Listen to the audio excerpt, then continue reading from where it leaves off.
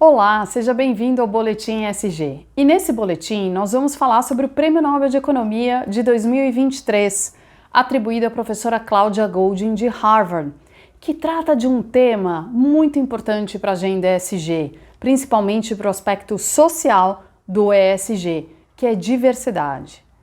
Os trabalhos da professora Goldin se debruçam sobre cerca de 200 anos de história econômica nos Estados Unidos para entender como se dá a inserção da mulher no mercado de trabalho, quais são as características desse trabalho que a mulher assume e, principalmente, a disparidade salarial entre homens e mulheres. E é sobre esse tema que nós vamos falar hoje aqui no Boletim ESG. Antes de continuarmos, eu quero dizer para você que esse vídeo é baseado em 3 fontes. A primeira é o livro da professora Goldin chamado Career and Family, publicado em 2021, em que ela se debruça sobre essa série histórica aí de quase 200 anos, sobre a participação da mulher no mercado de trabalho americano e discute a disparidade salarial entre homens e mulheres. E depois 2 entrevistas dadas pela professora Goldin por ocasião da publicação do seu livro em 2021. É bom dizer também que os resultados aqui apresentados referem-se principalmente a mulheres graduadas. Então a gente está falando de mulheres que passaram pelo ensino superior e focam prioritariamente no mercado americano. Mas, afinal, há disparidade salarial entre homens e mulheres nos Estados Unidos? A resposta é complexa. Não e sim. Não existe disparidade salarial importante, relevante, nos níveis hierárquicos mais baixos, nem no começo da carreira das mulheres graduadas. A professora Cláudia estudou egressos de cursos de MBA, homens e mulheres que estão se graduando no curso de MBA e que vão para o seu primeiro emprego. E ela observou que, controlando por vários fatores, sempre lembrando que salário, remuneração é multifatorial, então há vários elementos que contribuem para diferenças salariais, então é preciso estatisticamente se controlar por diversas variáveis, mas controlando por esses fatores, ela observou que esses egressos têm muito pouca disparidade, ou seja, salários de homens e mulheres, quando saindo ali para o seu primeiro emprego, são muito parecidos, assim como nos níveis hierárquicos mais baixos. Então essa é a parte do não da resposta. Vamos agora para a parte do sim. Ela observou também que nos níveis hierárquicos mais altos a disparidade salarial é maior e ela também observou que 10 a 15 anos de carreira depois, então sai ali do curso de MBA e vão para o seu primeiro emprego, quase não há disparidade salarial. Porém, nessa jornada de 10 a 15 anos de carreira, então mais ali na frente, haverá uma disparidade salarial entre homens e mulheres significativa. E aí a gente precisa entender a pesquisa da professora Goldin para entender as razões que podem nos ajudar a entender, que podem ajudar a explicar essa disparidade salarial. E para entendermos essa disparidade salarial, vamos trabalhar com um exemplo. Imagine o advogado 1. Vamos dar o nome de João para esse advogado. O João trabalha num grande escritório de advocacia, tem uma jornada muito longa de trabalho, ele trabalha muitas e muitas e muitas horas, tem clientes ricos, clientes que podem pagar as taxas desse escritório, viaja constantemente, é aquele advogado que está sempre à disposição dos seus clientes, de noite, no final de semana, de madrugada, enfim, não importa a hora, é só ligar no celular do João que ele está disponível. Ou seja, ele tem alta disponibilidade para o trabalho. A professora Goldin chamou este tipo de trabalho ambicioso, ou no termo em inglês, greedy job. São trabalhos que são bem remunerados, porque eles pressupõem muitas horas de trabalho e também pressupõem alta disponibilidade para o trabalho. Não só isso, o que torna esse trabalho também particular, especial, que faz com que ele seja bem remunerado, é o fato de que o João é o João. É difícil substituir o João. O cliente que paga as taxas do escritório porque está sendo atendido pelo João não quer ser atendido pelo amigo do João, por outro advogado qualquer do escritório. Ele não vai ficar tão feliz de ser atendido por um substituto, mesmo que esse substituto seja muito bom. Mas o João é o João. Ele está acostumado com o João e o João é especial, ele tem ali um talento especial. Então a particularidade do João, a singularidade do João é que o torna tão caro, que o torna tão especial. Então essa é a característica do profissional que trabalha em trabalhos ambiciosos, que são trabalhos bem remunerados, mas que pressupõem uma alta disponibilidade de horas para o trabalho. E não são só horas, né, quantidade de horas, mas são horas, quaisquer horas, né? No horário do jantar, como eu falei, de madrugada, final de semana, não importa. Esse profissional é um profissional que está muito disponível para o trabalho. Este profissional é um profissional bem remunerado. E ao longo do tempo, ao longo de sua carreira, essa remuneração, esse desenvolvimento de carreira vai se acumulando, obviamente. Vamos pensar num outro advogado, o amigo do João. Se formaram juntos, mas ele seguiu uma outra carreira, o José. O José trabalha num escritório menor. É um escritório que tem menos demandas assim loucas, né, de clientes, requer uma menor disponibilidade de tempo. Quer dizer, o José, ele trabalha aquelas horas regulares, eventualmente ele tem que fazer aí uma hora extra ou outra, mas não esperam dele essa disponibilidade quase que total para o trabalho. O José talvez não tenha que viajar tanto, provavelmente nem viaje, e talvez tenha uma rotina mais estruturada, né? Uma rotina de trabalho um pouco mais estruturada, talvez um pouco menos de autonomia, enfim. Veja que as características do trabalho do José, ainda que ele seja advogado, tanto quanto o João, ambos trabalham em escritórios de advocacia, mas o trabalho dele é muito diferente nesse sentido do trabalho do seu amigo João. A professora Goldin chamou esse tipo de trabalho flexível. A diferença do trabalho entre João e José é a disponibilidade de tempo, né? Como eu falei, um está mais disponível, são muitas e muitas horas, muitas viagens, enfim. O outro está menos disponível, por isso que é um trabalho mais flexível. O trabalho do José é um trabalho que permite certa flexibilidade, que permite também certa substituição. Então, caso o José não possa atender o seu cliente porque precisou buscar o filho na escola ou porque precisou cuidar de um parente que está doente, o cliente vai se incomodar menos de ser atendido pelo colega do José que trabalha ali no mesmo escritório. Então, a substituição do trabalho, no caso do segundo exemplo, do exemplo do José, é mais aceitável. Ou, em palavras da professora Goldin, é menos penalizada.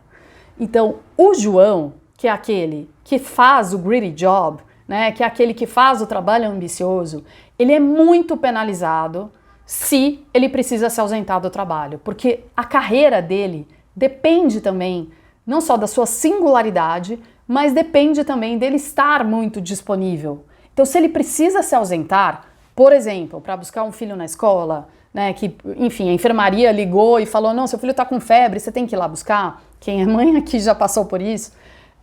Ele é muito penalizado, né? Isso é algo que ele só pode fazer ocasionalmente, porque se ele tiver que fazer sempre, penalizará a carreira e a remuneração dele. Já José é menos penalizado, né? Ele já faz meio que parte da carreira dele, da expectativa do trabalho dele, que eventualmente ele precisa se ausentar do trabalho e aí alguém vai cobri-lo ali para aquele momentinho que ele precisa estar fora do trabalho. Então ele é menos penalizado justamente porque ele tem uma carreira flexível.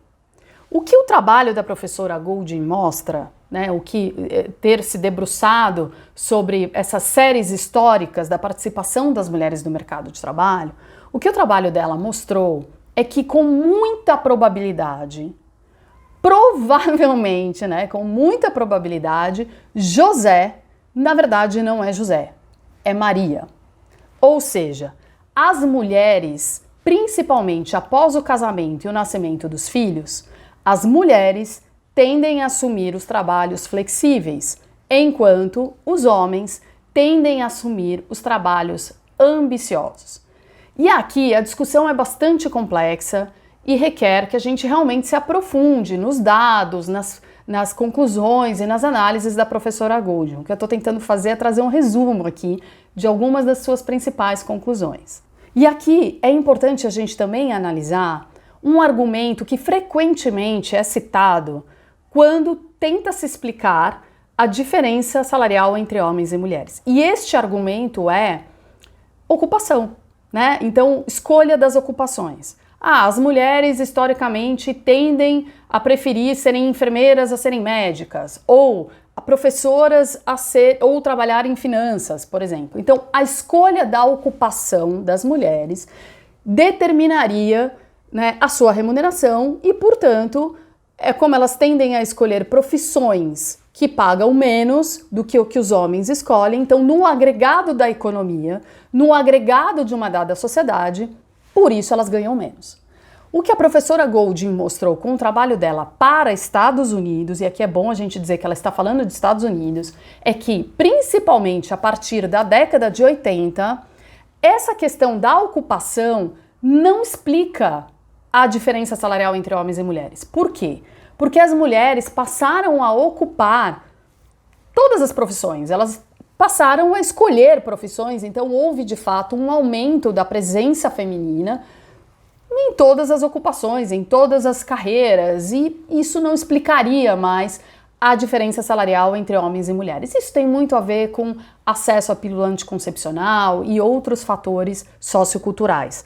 Mas o fato é que, principalmente a partir da década de 1980, ocupação não é mais um fator preponderante para explicar disparidade salarial entre homens e mulheres nos Estados Unidos. Ela também, nas suas pesquisas, observou que dentro de uma mesma profissão, então é claro que a gente dizer, olha, quem escolhe essa carreira que paga menos, então a mulher escolhe essa carreira que paga menos, o homem escolhe essa carreira que paga mais, obviamente haverá disparidade salarial entre homens e mulheres.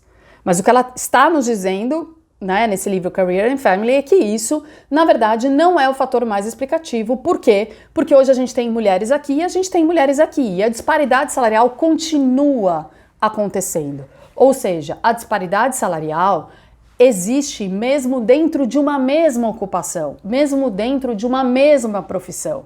É por isso que o conceito do trabalho ambicioso e o trabalho flexível é essencial para a gente entender a disparidade de salário entre homens e mulheres.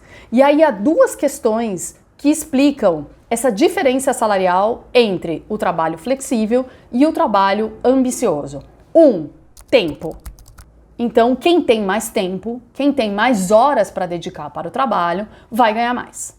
Nessas carreiras, lembrando que ela está falando de carreiras, né, de pessoas graduadas, então são carreiras aí, é um tipo de carreira, né? E o segundo elemento é a singularidade, né? O quanto é importante que seja o João, o José, a Annelise, e que é pouco aceitável um substituto.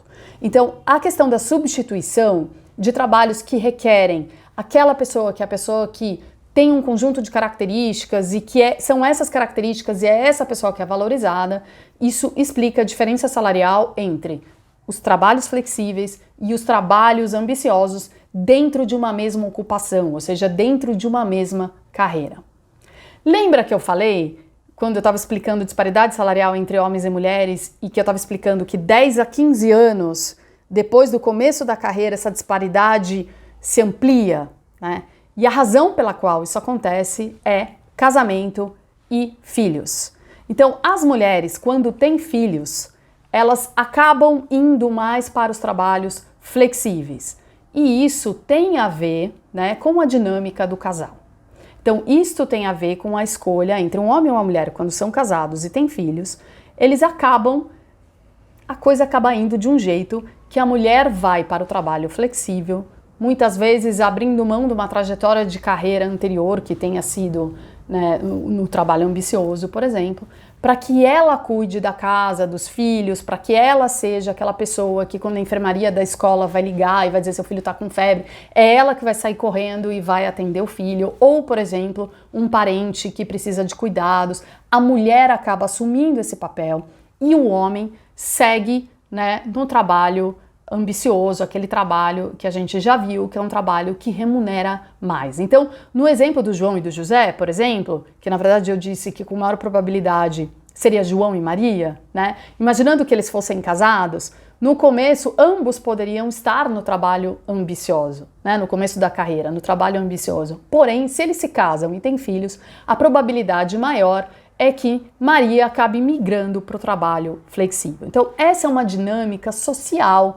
é uma dinâmica cultural, é uma dinâmica que tem a ver com outros elementos dentro de uma determinada sociedade. Mas é essa dinâmica, essa desigualdade dentro do casal que acaba explicando essas disparidades salariais, ainda que essa desigualdade entre o casal seja por opção, seja por, enfim, quaisquer que sejam os motivos. Aqui a gente não está fazendo nenhum juízo de valor, né? Aqui a gente está só explicando as razões pelas quais essa disparidade acontece de acordo com as pesquisas da professora Goldin. Analisando a base de dados do Departamento de Trabalho dos Estados Unidos, a professora Goldin observou que as maiores disparidades salariais entre homens e mulheres estão em carreiras como finanças, vendas, gestão, operações.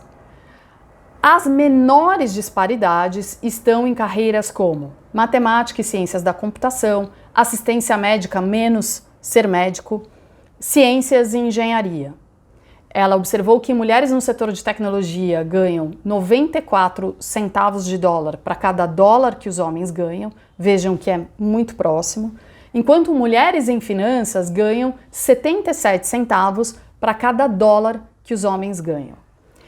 Essa diferença salarial, por exemplo, observada na carreira de finanças, que ela cita no trabalho dela, tem a ver com aquela maior disponibilidade de horas que a gente estava falando, aquela singularidade, né? Aquilo que caracteriza, então, o atendimento daquela pessoa, que ela é pouco substituível e por aí vai. Ela elenca 6 fatores que são explicativos, que servem para a gente entender melhor essa valorização do trabalho ambicioso e dessa singularidade do profissional que está ali presente, dessa quantidade de horas.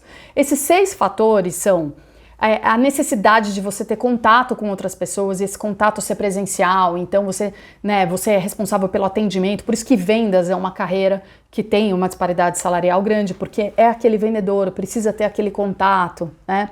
A frequência na tomada de decisões, então você tem que ter muita autonomia ali naquele momento que a coisa está acontecendo, você tem que estar ali presente, você tem que tomar aquela decisão, versus um trabalho que é mais rotinizado, né? Então, é assim que a gente faz quando acontece essa situação, nós fazemos, o protocolo é fazer tal coisa, então é a Annelise que está ali, mas se não for eu, a outra pessoa que estiver vai tomar a mesma decisão porque existe uma rotina, porque existe um protocolo. Isso é característica do trabalho flexível, não é característica do trabalho ambicioso. Do trabalho ambicioso, as pessoas têm muita autonomia, então é aquela pessoa, porque aquela pessoa tem experiência, tem autonomia, ela sabe o que fazer. Pressão de tempo, trabalhos que têm grande pressão de tempo, que exige que as pessoas cumpram prazos rígidos, né? São trabalhos que estão mais lá no gritty job. Trabalho estruturado versus trabalho não estruturado. Trabalhos estruturados são trabalhos mais rotineiros. Trabalhos não estruturados são trabalhos que as decisões são tomadas ali à medida que as coisas aconteçam. Estabelecer e manter vínculos, relações interpessoais, alimentar, né, aqueles vínculos, muitas vezes por meio de happy hours, enfim, encontros que estão além do horário de trabalho. Então isso também é uma característica do trabalho ambicioso e trabalhos com alto nível de competição, né? Esses trabalhos muito competitivos, eles também são característicos do trabalho ambicioso versus o trabalho flexível. Então, essas 6 características explicam por que o trabalho ambicioso é um trabalho que paga mais. Ele requer muitas horas de trabalho, mas ele paga mais. E também explica por que numa situação em que um homem e uma mulher são casados e têm filhos, a mulher que escolher o trabalho flexível, ela será, né, menos remunerada, haverá uma disparidade de salário maior em relação a um homem que escolha, por exemplo, o trabalho ambicioso. Muito bem, a solução para isso? Bom, claro que essa discussão é uma discussão que envolve muitas dimensões da sociedade, é uma discussão muito complexa e a professora Goldin pouco se arvora em soluções e recomendações para políticas públicas, mas ela faz uma discussão muito interessante sobre 3 possibilidades da gente reduzir a disparidade salarial entre homens e mulheres, mas na verdade eu acho que até é como fazer com que as mulheres ganhem mais, né? Mesmo em profissões tradicionalmente mais ocupadas ou em carreiras ou em ocupações mais tradicionalmente ocupadas por homens. E aqui trata-se de novo, vamos sempre voltar para a questão de se essa ocupação, né, é uma ocupação que se caracteriza como trabalho flexível ou como trabalho ambicioso. É aí que a gente tem que partir a nossa análise. Bom, a primeira coisa que ela discute, obviamente, é que precisa se discutir, né, na sociedade o papel de homens, papel de mulheres, enfim, né? Fazer uma discussão importante sobre qual é a contribuição de homens e mulheres no cuidado com os filhos, no cuidado com parentes idosos, enfim. Mas ela lembra também que, ainda que você tenha um casal e que ambos decidam ter um trabalho flexível para que ambos possam, né, cuidar das crianças e cuidar de um parente idoso, este casal economicamente estará deixando dinheiro na mesa, né? Porque se um poderia assumir o trabalho ambicioso e ganhar mais, fosse o homem ou fosse a mulher, né? Se um pudesse assumir esse trabalho ambicioso e ganhar mais, o casal como um todo ganharia mais do que se ambos escolhem o trabalho flexível, né? Porque se ambos escolhem o trabalho flexível, estão ambos optando por ocupações que pagam menos que o trabalho ambicioso. Não está aqui querendo dizer qual que é o certo, qual que é o errado, mas do ponto de vista econômico, do ponto de vista dos incentivos que operam numa determinada economia, esses incentivos, de certa forma, funcionam para que, num casal, alguém assuma o trabalho ambicioso. A segunda sugestão dada pela professora Cláudia é a mudança nos preços relativos dos cuidados com as crianças. E isso faria com que aquelas mães que desejassem, que quisessem, né, que fizesse sentido para elas, irem, né, por um trabalho ambicioso, que isso fosse mais viável, né, mais possível. E o que significa isso, né? O que significa mudar os preços relativos de cuidados com as crianças? Significa tornar mais barato, né? Então, por exemplo, creche universal, pré-escola universal, licença parental, então licença maternidade e licença paternidade. Então, um conjunto de medidas que tornasse mais barato, mais viável o cuidado com as crianças, né? E que não ficasse ali tão restrito à presença, né, de um pai ou de uma mãe. Essa é uma discussão. A outra discussão é a mudança nos preços relativos das escolhas entre carreiras ambiciosas e carreiras flexíveis. Então, o que isso quer dizer? Você, quando precisa optar por uma carreira flexível, você abre mão de dinheiro, né? Porque a carreira ambiciosa, como a gente viu, ela paga mais. Então, quando você escolhe a carreira flexível porque você precisa cuidar dos seus filhos, ou porque você precisa cuidar de um parente, ou porque quer que seja, ou até por causa da sua própria saúde, você acaba abrindo mão dessa possibilidade de ganhar mais. Então isso é caro, né? Isso é caro para você que escolhe a carreira flexível. Agora, se a gente encontrasse na sociedade meios de diminuir esse preço, tornar ele mais barato, né? E aí a tecnologia tem um papel essencial. A tecnologia tem um papel central. Por quê? Porque à medida em que você não precisa mais viajar tanto a trabalho, porque você pode fazer as coisas por Zoom, por Teams, sei lá, né, usando a tecnologia, à medida em que você pode assinar as coisas eletronicamente, todo esse conjunto de tecnologias que estão disponíveis nessa economia digital que a gente vive, se bem utilizadas, geram uma situação que favorece a carreira das mães, porque você dá mais flexibilidade para as mães. Então isso diminui um pouco a distância econômica entre o trabalho flexível e o trabalho ambicioso. É claro que aí a gente vai ver ainda provavelmente uma revolução, porque essas tecnologias elas começaram a se desenvolver, elas já existiam antes, mas serem adotadas de maneira maciça muito a partir da Covid, né? Então a gente vai ter que ver como essas coisas vão se desenvolver e como elas serão permeadas nos processos organizacionais e nas diferentes carreiras, mas uma coisa que a gente já sabe é que quanto mais você facilitar a flexibilidade no trabalho, mais você está desproporcionalmente ajudando, né, desproporcionalmente no sentido positivo, quer dizer, ajudando mais as mães, né? Para que elas possam manter ali os cuidados com a família e, ao mesmo tempo, procurar ganhar mais. Então, esse é um elemento muito importante para a discussão. Outro caminho importante para encurtar essa distância econômica entre o trabalho flexível e o trabalho ambicioso é criar mecanismos em que a substituição, né, daquele profissional, lembra aquele profissional que é singular, aquele profissional que é único do trabalho ambicioso, para que se possa facilitar um pouco essa substituição desse profissional. Por exemplo, imagine um médico. Um médico, bom, você vai naquele médico, você quer ser atendida por aquele médico. Nesse caso, no nosso exemplo, a médica é mulher e tem filhos. Então, a disponibilidade dela atender os seus pacientes no momento que o paciente precisa, de madrugada, enfim, pode estar comprometida. E isso pode dificultar a capacidade dela de aumentar a sua renda. Porém, se ela cria um grupo de médicos, por exemplo, né, que vão fazer rodízio nesse atendimento dos pacientes um dos pacientes dos outros, ajudando nessa substituição, isso diminui o preço relativo da flexibilidade. Então isso, de novo, favorece o trabalho das mães. Então também todas as soluções que a gente puder pensar dentro das organizações para facilitar essa substituição, por períodos curtos, por períodos momentâneos, o período em que aquela mãe precisa atender ali, né, uma criança ou, enfim, um parente, que ela possa fazer esse trabalho que o que os estudos nos mostram é que está prioritariamente com as mulheres, você, como empresa, estará facilitando, estará melhorando, né, a disparidade, né, diminuindo a disparidade salarial entre homens e mulheres. Pensando nas conclusões da pesquisa da professora Goldin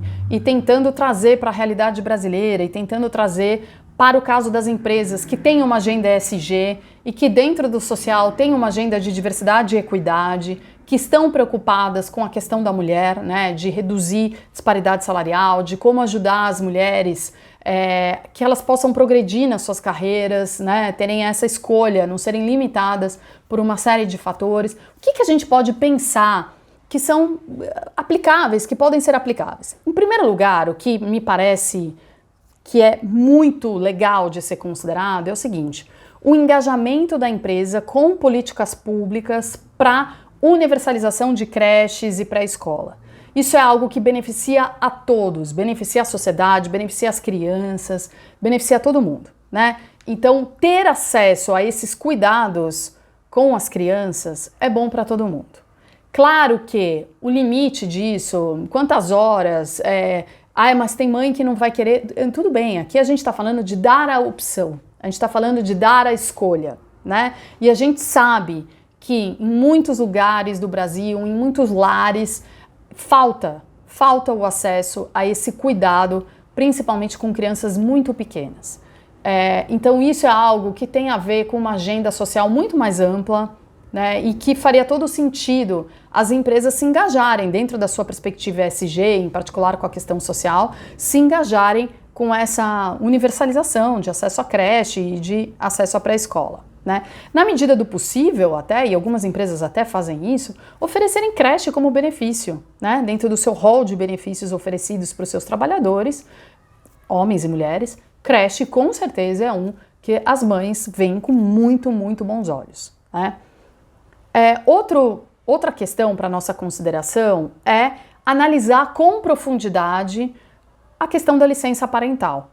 Então, quem, como, quando, né, pode tirar a licença parental, qual é o período de duração, por exemplo, da licença maternidade, enfim, são questões que são muito contemporâneas e que são muito importantes de serem consideradas porque elas trazem uma equidade um pouco maior nos papéis de homens e mulheres. E é óbvio que não existe um modelo único, não existe aquilo que funciona para todo mundo. Por exemplo, se a gente for se inspirar nos modelos nórdicos ou nos modelos europeus, talvez não sirvam para o Brasil, ou mesmo o modelo dos Estados Unidos, enfim. Mas trazer esse tema, estudar esse tema e por aí talvez seja um caminho interessante a ser explorado. Um terceiro ponto é analisar com muita profundidade e muita seriedade como tirar o maior proveito da tecnologia, né?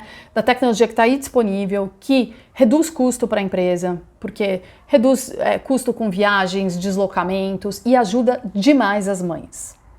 Então, aqueles que tomam cuidado, né, que são os responsáveis pelos cuidados com as crianças, enfim, na maior parte dos casos são as mulheres, como mostra a pesquisa da professora Goldin, facilita demais. E isso ajuda de uma maneira muito importante a carreira das mulheres. Então, entender como a tecnologia pode ajudar a reduzir deslocamentos, dar maior flexibilidade de trabalho e, ao mesmo tempo, contribuir aí positivamente para aquela substituição que a gente estava falando agora há pouco, né?